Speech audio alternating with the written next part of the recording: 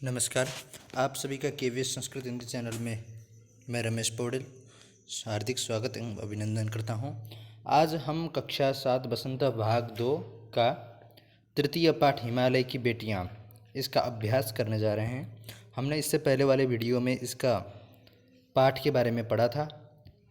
तो सबसे पहले हम इसका संक्षिप्त परिचय जानते हैं पाठ का। हिमालय की बेटियां, इसके लेखक हैं नागार्जुन। नागार्जुन ने हिमालय तथा जो नदियां हैं उनको मानवीकरण करने का प्रयास किया है। साथ ही हिमालय तथा बेटियों जो नदियां हैं उनका संबंध क्या है, और समुद्र को भी साथ साथ उन्होंने मानवीकरण किया है, और नदियां किस प्रकार से मानव के लिए उपयोगी हैं इसको भी उन्होंने दर्शाया है। और हम नदियों को किन किन नामों से जान सकते हैं, अर्थात मानवीकरण करते हुए हम उन्हें किन किन नामों से पुकार सकते हैं, इनके बारे में उन्होंने बताने का प्रयास किया है।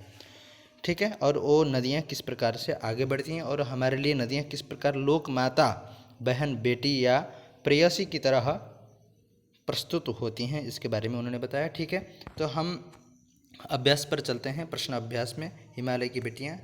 तो सबसे पहले हम लेख से में प्रश्न नंबर 1 को देखते हैं। नदियों को माँ मानने की परंपरा हमारे यहाँ काफ़ी पुरानी है, लेकिन लेखक नागार्जुन उन्हें किन रूपों में देखते हैं। ठीक है, तो लेखक नागार्जुन किन रूपों में नदियों को देखते हैं, तो सबसे पहले बात स्पष्ट है कि लेखक नागार्जुन बेटी के रूप में देखते हैं। साथ ही उन्होंने बेटी के अलावा थोड़ा सा आगे बढ़ करके प्रेयसी और बहन के रूप में भी देखने का प्रयास किया है। जब वो तिब्बत में थे, जब तिब्बत में वो थोलिंग जगह पर थे, तब उन्होंने बहन के नाम से भी एक कविता गाई है। ठीक है, तो हम इसको इस प्रकार लिख सकते हैं। हमारे यहाँ नदियों को माँ मानने की परंपरा काफ़ी पुरानी है, क्योंकि नदियाँ माँ की तरह हमारा भरण पोषण करती हैं, हमारे जीवन के लिए सिंचाई तथा अन्य कार्य में जल उपलब्ध कराती हैं। परंतु नागार्जुन ने नदियों को माँ के स्वरूप से थोड़ा और आगे बढ़कर नदियों को बेटी, प्रेयसी तथा बहन के रूप में स्वीकार किया है। ठीक है, तो हम दूसरा प्रश्न देखते हैं। सिंधु और ब्रह्मपुत्र की क्या विशेषताएं बताई गई हैं, अर्थात लेखक नागार्जुन ने सिंधु नदी तथा ब्रह्मपुत्र नदी की विशेषता क्या क्या बताई गई हैं, बताया है। ठीक है, तो एक प्रकार से उन्होंने कहा है कि सिंधु और ब्रह्मपुत्र वास्तव में अगर कहें तो वो कुछ भी नहीं है। जब तक एक दयालु हिमालय का जो दिल है बर्फ़, उससे पिघलकर नदियाँ नहीं बनती हैं, तब तक वो अपने आप में अस्तित्व उनका नहीं रहता है। साथ ही बहुत सारी अन्य छोटी बड़ी नदियाँ जहाँ पर सिंधु और ब्रह्मपुत्र में जाकर मिलती हैं, तो उनका एक आकार विस्तृत बन जाता है, जिनको हम महानदी या महानद के रूप में कहते हैं। जैसे इसको हम इस प्रकार लिखेंगे। सिंधु और ब्रह्मपुत्र ऐतिहासिक एवं महत्व की दृष्टि से वास्तव में जननी समान है, क्योंकि उन्होंने हमारा भरण पोषण पाला है। ठीक है, इनकी महत्ता के कारण ही इन्हें नद भी कहा जाता है। लगभग सभी छोटी बड़ी नदियाँ इन्हीं दो नदियों में जाकर मिलती हैं और समुद्र की ओर प्रवाहित होती हैं। यह दोनों ही नदियाँ बहुत बड़े क्षेत्र को सिंचित करती हुई आगे बढ़ती हैं, इसलिए इनका भौगोलिक दृष्टि से भी अत्यधिक महत्व है। यह दोनों ही महानद दयालु हिमालय के पिघले हुए एक एक बूंद से निर्मित होती हैं। पर्वतराज हिमालय की दोनों ही बेटियां विराट एवं विशाल हैं। समुद्र भी सौभाग्यशाली है जो इन दो नदियों के हाथ थामने के कारण खुद को गौरवान्वित महसूस करता है। ठीक है, हमारा तीसरा प्रश्न है। काका कालेलकर ने नदियों को लोकमाता क्यों कहा है। हम समझ सकते हैं कि नदी वास्तव में जननी है, लोकमाता है, क्योंकि बहुत बड़ी बड़ी जो सभ्यताएं हैं नदियों के किनारे हुई, और नदियों की वजह से ही हमारी जो मानव सभ्यता है आगे बढ़ी। आज भी दुनिया के बड़े बड़े जो शहर हैं नदियों के किनारे या समुद्र के किनारे हैं, जहाँ पर पर्याप्त मात्रा में जल उपलब्ध होता है, इसलिए नदी को काका कालेलकर ने लोकमाता कहा है। इसका उत्तर हम इस प्रकार लिख सकते हैं। वास्तव में जल ही जीवन है और नदियाँ हमारे जीवन को सरल और जीने योग्य बनाती हैं। सदियों से नदियों ने मानव का भरण पोषण किया है। नदियों का जल भूमि की उर्वरा शक्ति को बढ़ाने में विशेष भूमिका निभाता है। नदियाँ निस्वार्थ रूप से हमें जल प्रदान करती हैं तथा जमीन को हरा भरा बनाती हैं। अतः नदियाँ हमारे जीवन में माता के समान कल्याणकारी एवं पवित्र होने के कारण काका कालेलकर ने नदियों को लोकमाता कहा है। ठीक है, चतुर्थ हम प्रश्न देखते हैं। हिमालय की यात्रा में लेखक ने किन किन की प्रशंसा की है। जब लेखक पहली बार हिमालय की यात्रा की ओर जा रहे थे, तब उन्होंने किन किन नदियों की या अन्य चीज़ों की प्रशंसा की है। ठीक है, क्योंकि लेखक हमेशा ही मैदानी इलाके में ही रह रहे थे। उन्होंने नदियों का उस प्रकार का स्वरूप जो उछलती हुई कूदती हुई या झरने से गिरती हुई दिखाई दे रही थी, उनको उन्होंने कभी नहीं देखा था। एक समतल भूमि में अपने आप में खोकर शांत भाव से बहती हुई नदियाँ उन्होंने देखी थी। जब वो वहाँ चलते हैं तो किस प्रकार से वो प्रशंसा करते हैं, हम देख सकते हैं। लेखक जब हिमालय की यात्रा पर जा रहे थे तब उन्होंने बर्फ़ से ढकी हिमालय की चोटियाँ, बर्फ़ पगली हुई नंगी पहाड़ियाँ, हरी भरी उपत्यका, बंजर अधित्यका, है ना। अधित्यका का मतलब बताया था आपको, जो हिमाल या पहाड़ का जो ऊपरी भाग जहाँ पर समतल मैदान होता है उसको हम अधित्यका बोलते हैं। और नदियों का बहता स्वरूप, नदियों की चंचल लीलाएँ तथा देवदारू, चीड़, सरो, चिनार आदि पेड़ों से युक्त जंगल का उन्होंने वर्णन किया है। ठीक है, लेख से आगे देखिए, लेख से आगे में हम देख सकते हैं, आपको कुछ प्रश्न और दिखा देता हूँ। देखिए यहाँ 1 नंबर में है, नदियों और हिमालय पर अनेक कवियों ने कविताएं लिखी हैं। उन कविताओं का चयन कर उनकी तुलना पाठ में निहित नदियों के वर्णन से कीजिए। ठीक है, तो अर्थात बहुत सारे जो कवि हैं उन्होंने नदी और हिमालय के बारे में अनेक कविताएं लिखी हैं। आप उन कविताओं को पढ़ लीजिए और उनसे नदियों के वर्णन से, अर्थात उन नदियों में उन्होंने किस प्रकार से अलग अलग वर्णन किए हैं उनमें आप तुलना कर लीजिए। ठीक है, कंपेयरमेंट कर सकते हैं। बहुत सारे आप यूट्यूब में देखेंगे तो आपको बहुत सारे नदियों से संबंधित कविताएं मिलेंगी या गूगल में मिल जाएंगी। ठीक है, 2 नंबर में है गोपाल सिंह नेपाली की कविता हिमालय और हम, रामधारी सिंह दिनकर की कविता हिमालय तथा जयशंकर प्रसाद की कविता हिमालय के आंगन में पढ़िए और तुलना कीजिए। ठीक है, इन तीनों कविताओं का आप पढ़ लीजिए और उन तीनों कविताओं में कवियों ने अलग अलग तरीके से नदियों का किस प्रकार वर्णन किया है। अर्थात आप ये समझ सकते हैं कि कवियों के अपने विचार किस प्रकार अलग होते हैं, अथवा कवि किस प्रकार से अलग अलग सोचते हैं या उनकी विचारधारा किस ओर प्रवाहित होती है। आप इसमें अपने विचार को प्रकट करके तुलना लिख सकते हैं। ठीक है, अब देखिए तीसरा प्रश्न है, हम इसको आपको उत्तर के साथ दिखाएंगे। यह लेख 1947 में लिखा गया था। तब से हिमालय से निकलने वाली नदियों में क्या क्या बदलाव आए हैं। वैसे तो उस समय में जैसे नदियाँ बहती थी और आज की जो नदियाँ हैं उनमें बहुत कुछ बदलाव देखने को मिलता है। ठीक है, तो उस समय में जैसे बड़ी नदियाँ होती थी और एकदम स्वच्छ सफ़ा, ठीक है ना, साफ़ होकर बहती थी। अभी उस तरह नहीं होता है, बहुत गंदगी फैल गई है। हम इसको ऐसे लिख सकते हैं, 1947 से लेकर अब तक हिमालय से बहने वाली नदियों के स्वरूप में बहुत कुछ परिवर्तन आया है। उस समय की नदियों में पवित्र एवं निर्मल थी नदियाँ। ठीक है, नदियाँ पवित्र एवं निर्मल थी, परंतु अभी पहाड़ों से मैदानों में आते आते नदियाँ पूरी तरह गंदगी से भर जाती हैं। गंगा तथा यमुना नदी इसका उदाहरण है। आप देख सकते हैं गंगा और यमुना उस समय में कितनी स्वच्छ धारा के साथ बहती थी, पर अभी उनमें वो स्वच्छता नहीं है जो उस समय में होता था। ठीक है, आगे वाला प्रश्न है, देखिए 6 नंबर का, अपने संस्कृत शिक्षक से पूछिए कि कालिदास ने हिमालय को देवात्मा क्यों कहा है। वैसे तो हम सभी लोग जानते हैं कि हिमालय में भगवान का वास होता है या भगवान रहते हैं। कहते हैं कि हिमालय में भगवान शिव का निवास भी होता है ना, और बहुत सारे जो देवता तथा ऋषि मुनियों ने हिमालय में ही जाकर तपस्या की।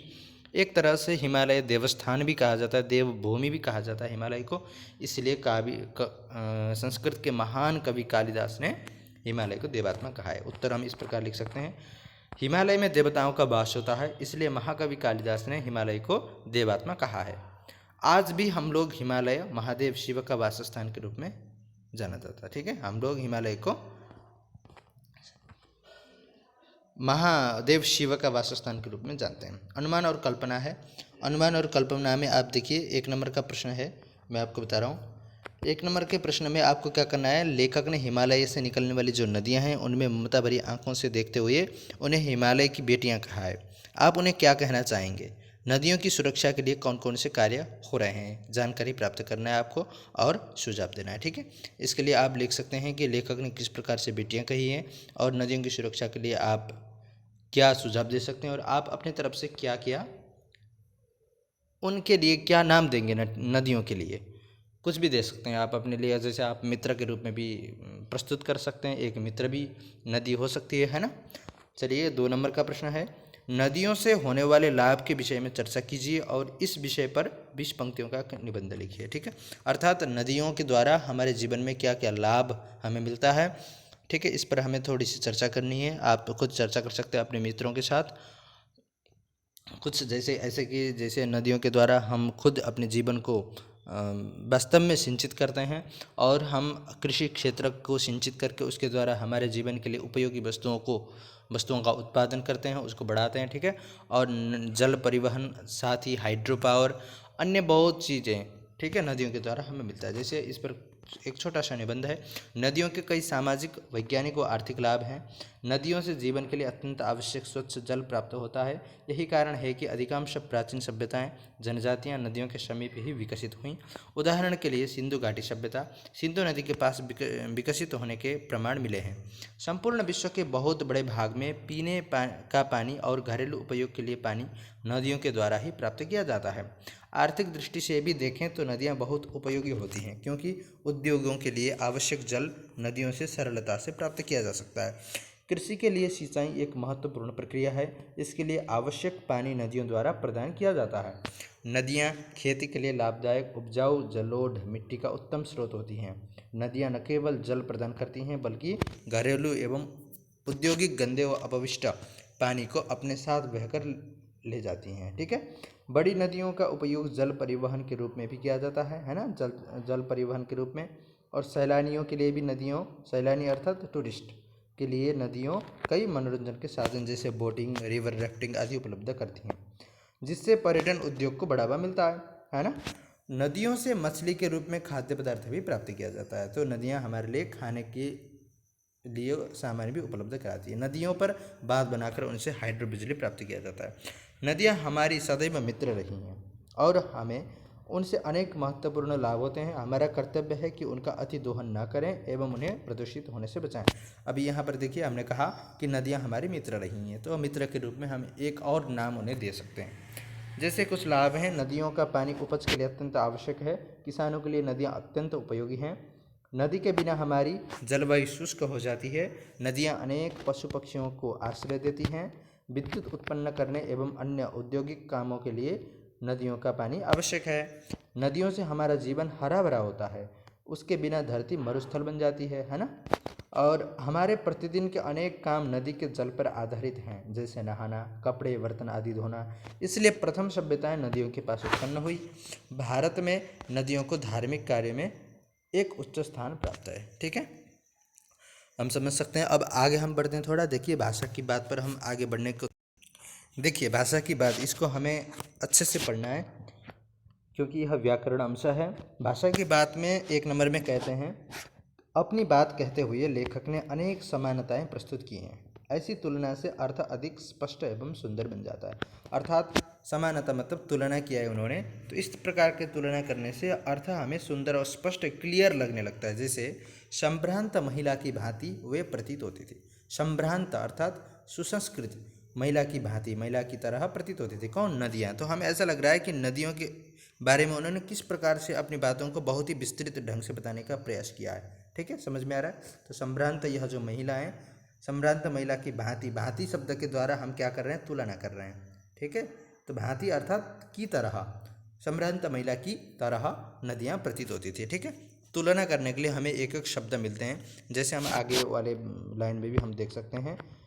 जैसे माँ और दादी, मौसी और मामी की गोद की तरह। देखिए यहाँ पर हमने की तरह इस शब्द के द्वारा तुलना किया है, ठीक है, कंपेयर किया है कि उनकी धारा, उन नदियों की धारा डुबकियाँ लगाया करती है ना, धारा में डुबकियाँ लगाया करता। कौन? लेखक। उनमें उस तरह डुबकियाँ लगाता जैसे माँ, दादी और मौसी की गोद में, ठीक है ना। तो ये हमें कंपेयर करने में ऐसा लग रहा है कि कितने मज़े से डुबकी लगाते होंगे लेखक, है ना।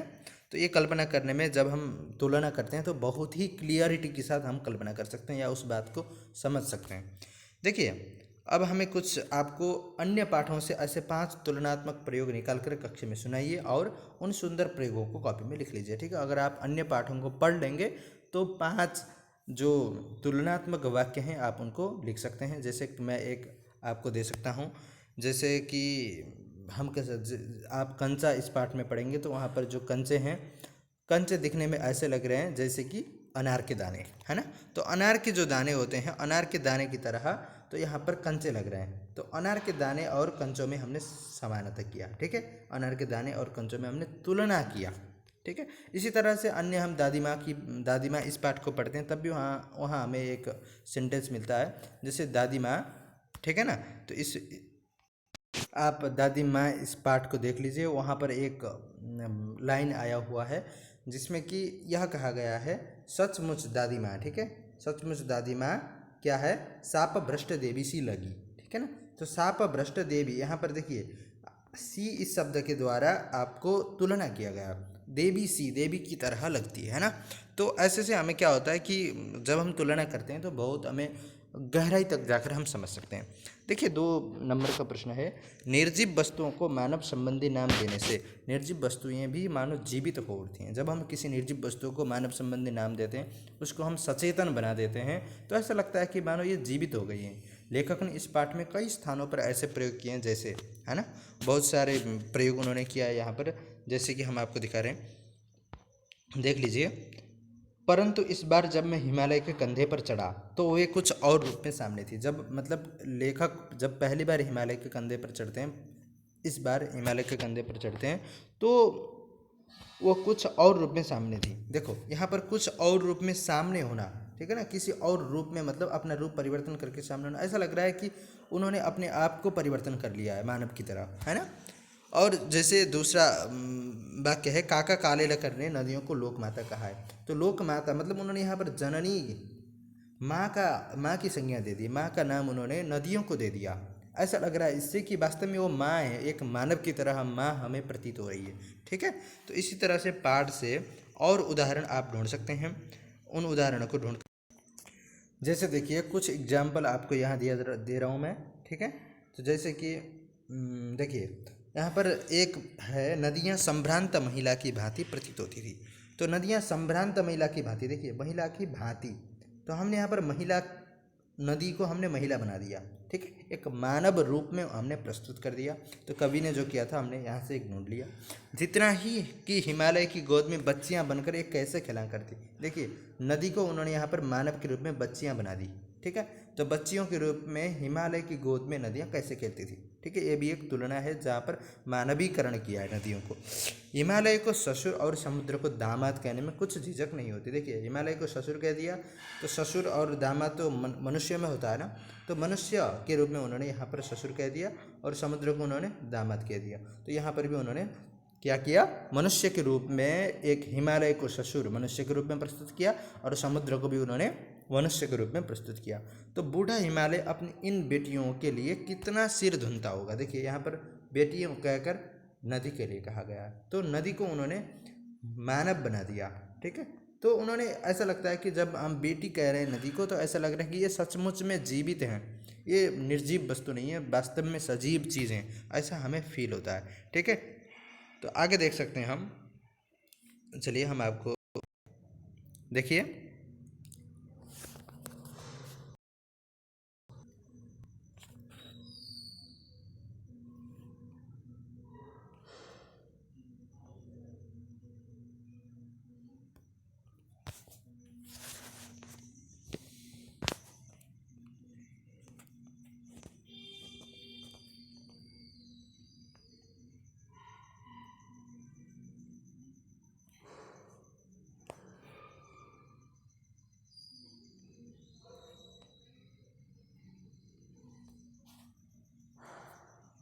और आगे देखिए,